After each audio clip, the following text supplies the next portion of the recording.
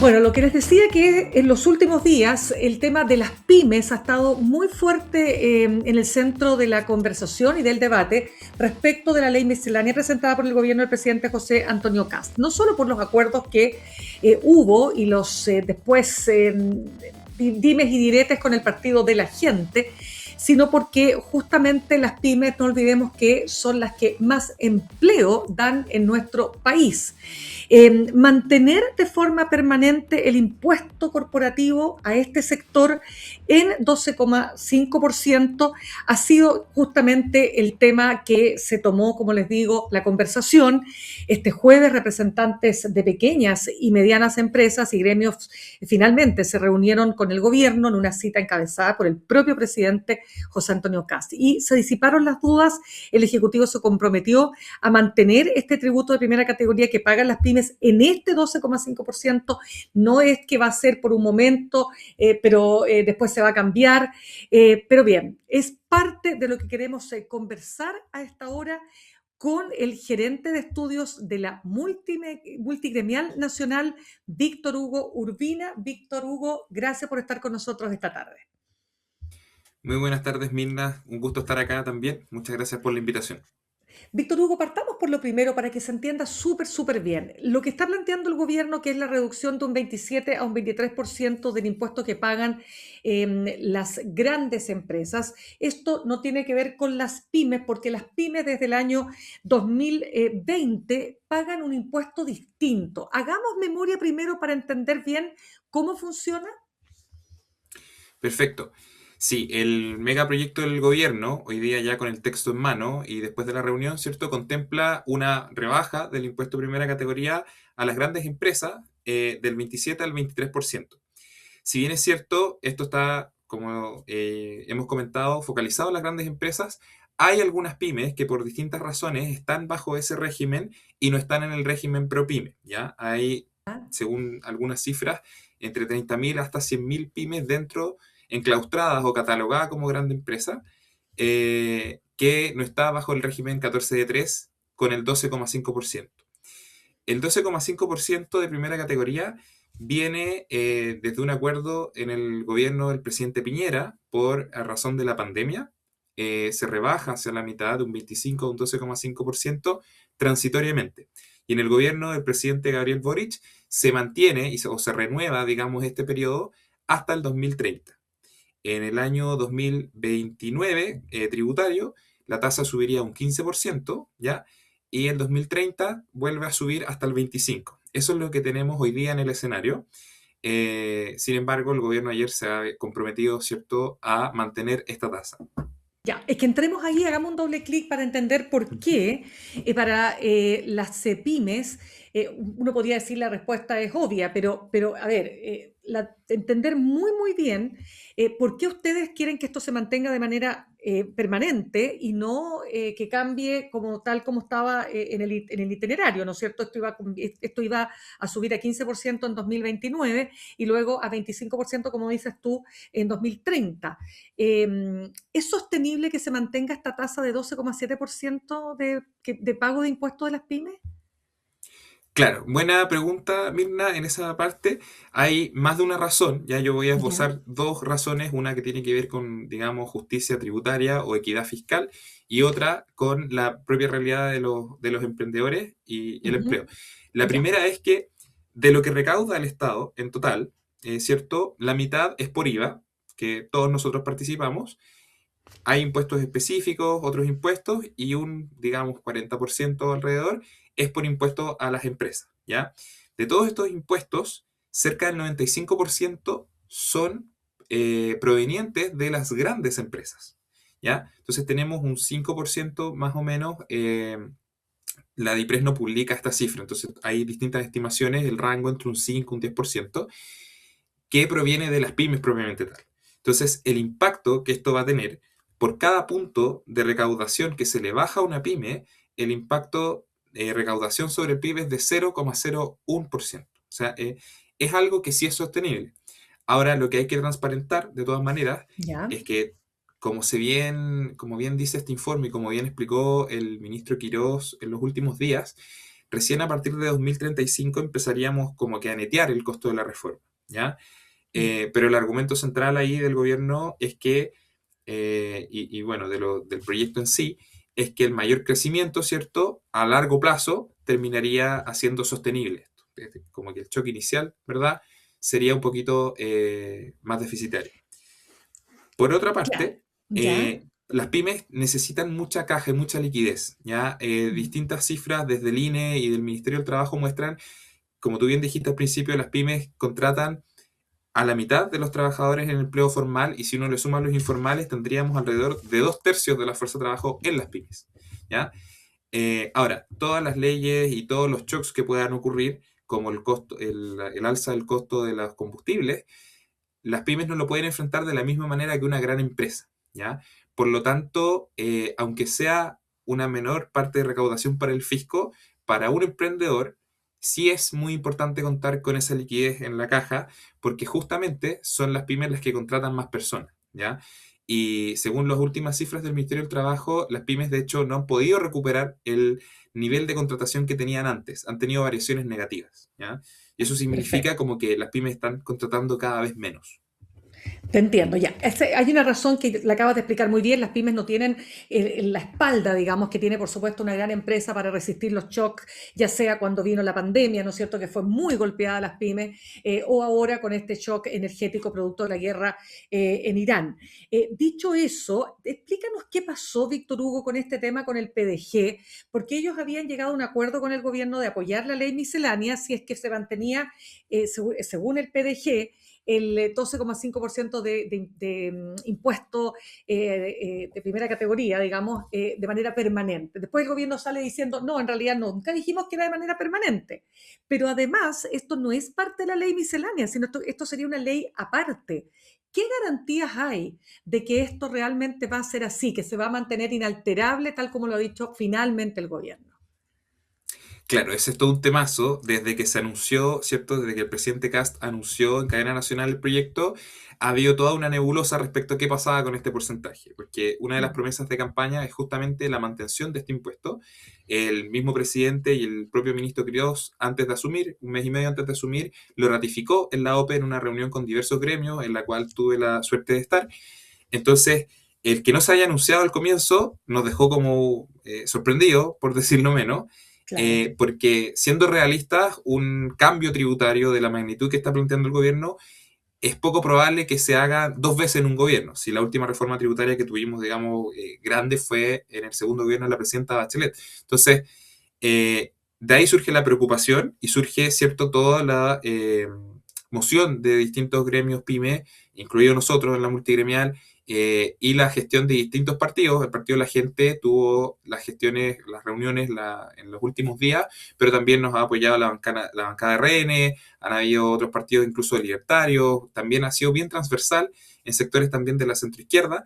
Entonces, el gobierno ahora, después de todas las conversaciones que se han tenido, ha manifestado, ¿cierto?, que en este proyecto es más costoso poner ese punto y que lo mejor, ¿cierto?, es incluir la tasa permanente del 12,5% junto a otra serie de medidas, ¿ya? Bastantes medidas, entonces va a ser una reforma bastante grande. Nosotros creemos que va a ser durante el próximo año la tramitación y digamos, el envío de este proyecto que contempla muchos cambios estatutarios y reformas al Estatuto PYME, ¿ya?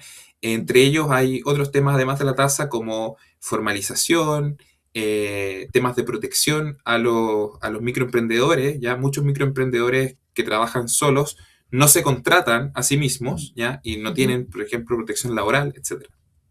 Correcto. Ahora, déjame contar antes que estamos conversando con Víctor Hugo Urbina, gerente de estudios de la Multigremial Nacional, a propósito del tema que se ha tomado el debate en estos días y que dice relación con este porcentaje de este 12,5% que pagan las pymes, ¿no? Como impuesto corporativo, que podría cambiar. Ahora se está señalando entonces que se mantendría esta cifra. Quiero preguntarte, Víctor Hugo, al respecto. ¿cuál es la evidencia del funcionamiento de las pymes con este 12,5% desde el año 2023? ¿Qué efectos ha tenido en concreto? Bueno, los principales efectos, a ver, como tratar de separar, ¿cierto? Lo que es esta medida de otras cosas que han ido pasando es un poco complejo. Eh, Hasta donde yo sé, no hay ningún tipo de análisis muy riguroso que te diga cuándo ha sido el impacto, digamos, en cifras concretas, porque hay que tener en cuenta que después de la pandemia, ¿verdad? Tuvimos también dos cambios importantes en términos de salarios mínimos, que los pagan principalmente las pequeñas y medianas empresas, además de una reforma de pensiones. Sin embargo, de todas maneras, este impacto de la mantención de la tasa hasta ahora en 12,5% ha sido positivo porque las pequeñas y medianas empresas, al momento de pagar y hacer su declaración de impuestos, pueden contar con mayor liquidez, obviamente, que si tuviesen la tasa del 25%. Entonces, de todas maneras, el impacto en ese sentido ha sido positivo. Ahora, lo que nosotros podemos observar es que podría haber sido incluso mayor en ausencia de otros cambios, como incluso el mismo shock de combustible. Perfecto. Vamos viendo también cosas que yo creo que son súper importantes de señalar. Cuando nosotros hablamos de pymes, que estamos hablando de pequeñas y medianas empresas, ¿hasta dónde se considera que una empresa es mediana y cuándo esa empresa ya se considera una gran empresa?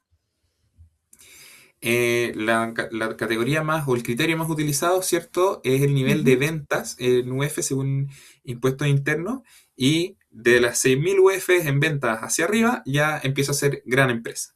Ahora, hacia abajo tenemos otras categorías, uno puede dividir por distintos tramos, ¿ya? Pero la mayor parte de las pymes corresponden a microempresas, ¿ya? Alrededor de tres cuartos, 75% son Ya. microemprendedores y la Ya. pequeña y mediana están ubicados en el otro 25%. Perdona, los microemprendedores, ¿cuánto pueden llegar a contratar? O sea, ¿qué número más o menos promedio de trabajadores contratados tienen? Menos de 10 personas en general. Perfecto, eso es un buen dato. Víctor Hugo, no quiero dejar de preguntarte por otro tema que también forma parte de lo que está proponiendo el gobierno en esta ley miscelánea, digo, y que habla sobre este crédito tributario al empleo, ¿no? Que es una de las medidas importantes, como digo, del plan de reconstrucción y que ha sido también muy comentada porque es un beneficio para las empresas, para todas las empresas, permite reducir el pago mensual del IVA, los pagos provisionales mensuales y se aplica en el fondo, para dejarlo, para cerrar el punto, un 15% de crédito remuneraciones entre las remuneraciones que van desde los 545.000 a los 838.000 pesos. Pero se ha puesto la discusión respecto de si esto tiene efectos realmente para los trabajadores o es más una ayuda para la empresa, porque no tendría necesariamente impacto en generar más empleo. ¿Cómo lo ven ustedes? Hay, como en todas las cosas, no todo es blanco y negro, ¿cierto? Hay hartas vertientes. Dentro de lo principal, el diseño que ha propuesto el gobierno es bastante novedoso en el sentido de que es poco distorsivo, ¿ya? Eh, el 15%, y esto hay que aclararlo, no es, por ejemplo, está entre 545.000 pesos, ¿cierto? Uh Y -huh, 833.000 pesos. Ese es como el uh -huh. rango de ¿Ya? sueldo que está afecto a este beneficio. No es que el 15% vaya a ir sobre los 833, tanto como los 545, sino que es decreciente, ¿ya? Ya. Entonces, para la empresa cuyos trabajadores ganan 545 es 15%, pero si mi empresa tengo dos personas contratadas y ganan 820, va a ser mucho menos, ¿ya? Y hasta ahí se llega al 0%. Eh, Ahora, uno de los requisitos de este proyecto, según ha manifestado el ministro Queiroz en distintas ocasiones, es que distintos pagos o distintas platas, digamos, Uh -huh. que no están formales o que están bajo la línea, se vayan a formalizar, ¿ya? Y eso puede generar una distorsión en el sentido de que probablemente hay menor cantidad de empresas beneficiadas, ¿ya? Como el típico caso del trabajador que le dice a su jefe, oiga, cotíceme por el mínimo y me pasa por el lado lo demás, ¿ya? Ahora las empresas van a estar obligadas a poner eso. Eh, Ya. Ujú. Pero déjame hacerte un punto también, Víctor Hugo, que también era parte de lo que se planteaba en estos días, es que si tú entregas un beneficio en ese rango, algunos decían esto va a estimular, digamos, o más bien a inhibir que las pymes paguen, o las empresas, mejor dicho, paguen más de ese rango de sueldo, porque les conviene recibir el crédito que les entrega el Estado, ¿o no? Claro, ese efectivamente, a ver, algo de eso va a haber seguramente, ¿ya? Pero hay que tener en cuenta que eso en general son cosas más bien marginales. Si una empresa, sobre todo en un mercado que pueda ser muy competitivo, el mercado chileno en general es bien concentrado, como tú mencionaste, tenemos pocas grandes empresas, son alrededor del 1,5% y producen cerca del 90%, ¿ya? En ese sentido, Ya. el mercado es súper concentrado. Pero si miramos a las pymes, como dentro de lo que, digamos, juegan las pymes, es bastante competitivo en la mayoría de sectores, sobre todo, por ejemplo, en el sector comercio. Entonces, si bien van a haber inercias a, digamos, mantener los salarios por debajo para poder recibir este crédito, eh, a medida que tenemos más jóvenes saliendo de educación superior, técnico profesional, etcétera, que las capacidades van aumentando, necesariamente las empresas van a tener que ir subiendo los salarios. La medida apunta a que con todos los cambios que han habido en términos legislativos, con la reforma de pensiones, muy necesaria, ¿cierto? Pero también con otro tipo de situaciones, se pueda, ¿verdad? Como contrarrestar ese efecto de que las empresas puedan seguir generando empleo. Eso es como lo que busca. De todas maneras, puede haber alguna empresa que sí tenga ese incentivo, pero en la práctica no va a ser lo mejor para la misma Bueno, empresa. perfecto, pero ayer se le preguntaba justamente en el Congreso al ministro de Hacienda sobre el conjunto, ¿no es cierto?, de medidas que implican incentivos tributarios. Y él decía, bueno, efectivamente, ante la pregunta de la diputada Gael Jomans, él decía que no hay ninguna garantía de que se vaya a contratar más gente. Lo que él podría garantizar, o más o menos lo planteó en los términos de que fundamentalmente no se despidan más personas. Entonces, efectivamente, no está garantizado que pueda haber más empleo con estas medidas. ¿Cómo lo ven ustedes? Claro, eso es correcto. Hay un tema de expectativas, sobre todo con esta ley y con lo que ha prometido el gobierno, bastante amplio. Y en el fondo lo que hace el ministro es poner un poco paños fríos porque, como mencionaba hace un rato, no tan solo el equilibrio fiscal, digamos, de este proyecto se alcanzaría en casi 10 años, sino que además los efectos positivos también son de largo plazo. ¿Ya? Este tipo de reformas estructurales lamentablemente no operan tanto al corto plazo, sino que al largo plazo. Aquí lo que más se valora para poder aumentar la contratación en el mediano y largo plazo es el tema de estabilidad tributaria, es decir, que haya certeza sobre la tasa que se le va a cobrar, esto tanto para las grandes como para las pequeñas empresas, y de todas maneras contener la baja del nivel de contratación. Es como si nos estuviésemos, digamos, voy en la autopista, voy muy acelerado y hay una pendiente, yo quiero frenar, entonces lo que hace este proyecto es poder frenar para poder tomar la curva tranquilo. Entonces, lo que me asegura es tratar de no seguir destruyendo empleo, que es lo que está ocurriendo hoy, sino que poder, en el fondo, salir a flote. Ahora, en términos de generación de más empleo, a largo plazo se van a ver los números. Hasta donde yo sé, no hay cálculos serios, digamos, de cuánto más se va a generar. Hay proyecciones, sí, pero Uh -huh. desde el mundo pyme, digamos, nosotros estamos apostando fuertemente a la reforma de estatuto que el gobierno prometió el día de ayer. Teniendo en cuenta que la contratación de las pymes es más de la mitad del trabajo formal, ahí es donde estamos poniendo nuestras fichas. Perfecto. Vamos a un último tema, Víctor Hugo, antes que se nos acabe el tiempo. Déjame solamente reiterar que conversamos a esta hora con Víctor Hugo Urbina, gerente de estudios de la Multigremial Nacional. Estamos hablando de todas las medidas que podrían favorecer justamente a las pymes. Ley de las 40 horas, porque justamente corresponde el miércoles 26 de abril. Ah, no, esto es del 2028, es justamente desde las 42 a las 40, pero perdón, domingo 26 de abril, aquí está, me había equivocado con la fecha. Este próximo domingo 26 de abril corresponde la reducción de la jornada laboral de 44 a 42 horas. Y ya ha habido algunas polémicas porque se habla que el gobierno trataría de aliviar el impacto que esto va a tener vía dictamen, pero esto podría afectar el real espíritu de la ley, que es que efectivamente las personas puedan sentir en su trabajo esa reducción horaria, ¿no es cierto? Y se note, ¿no? No que se disipe a lo largo de la semana. También, ¿cómo ves esta medida? ¿Qué están evaluando en la multigremial? Bien, aquí al respecto hay dos cosas. La ley, ¿cierto?, establece que, y esto es uno de los puntos polémicos, que de no haber acuerdo, de no mediar acuerdo entre el trabajador y el empleador, digamos que la última palabra la tiene el empleador. En febrero de este año hubieron dos dictámenes de de la Dirección del Trabajo, perdón, Ujú. que en el fondo contravenía a la ley porque establecía cómo debe darse la carga horaria si es que no hubiese acuerdo. ¿Ya? Ahí se generó una primera polémica, luego el gobierno manifestó que no iba a cambiar ese dictamen, entonces en el fondo se está respaldando que eso va en el sentido de lo que quiere la ley, que los trabajadores, ¿cierto?, tengan mayor tiempo de descanso y no se reduzcan 5 minutos, digamos, por decir una caricatura, cada día.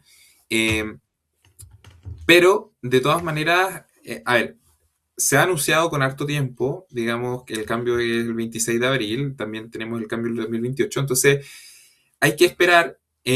Yo personalmente no creo que haya un impacto tan grande, digamos, en términos de ajuste. Van a haber sectores muy afectados, de todas maneras, que trabajan bajo regímenes especiales, por ejemplo, el sector del turismo, ¿ya? Pero todo lo que, por ejemplo, es comercio, etcétera, probablemente a estas alturas ya se haya llegado a acuerdo con varios trabajadores, ¿ya? Que es como Perfecto. lo que suele primar. Eso es lo, en el fondo, si es que hay acuerdo, que es lo que debiese ocurrir, no debiese haber problema. Pero Perfecto, porque ahí sí, está puesto. Dale, termina nomás. claro, pero sí es una restricción que a algunos sectores sí les puede afectar de más, el no tener la libertad de poder elegir para el empleador, elegir cómo se distribuye esta carga horaria. Correcto, porque tiene que ser con acuerdo, pero también uno de los temas es, sí, es verdad que tiene que ser con acuerdo entre el trabajador y el empleador, pero sabemos que la relación entre empleador y trabajador siempre es asimétrica. Claro, de todas maneras.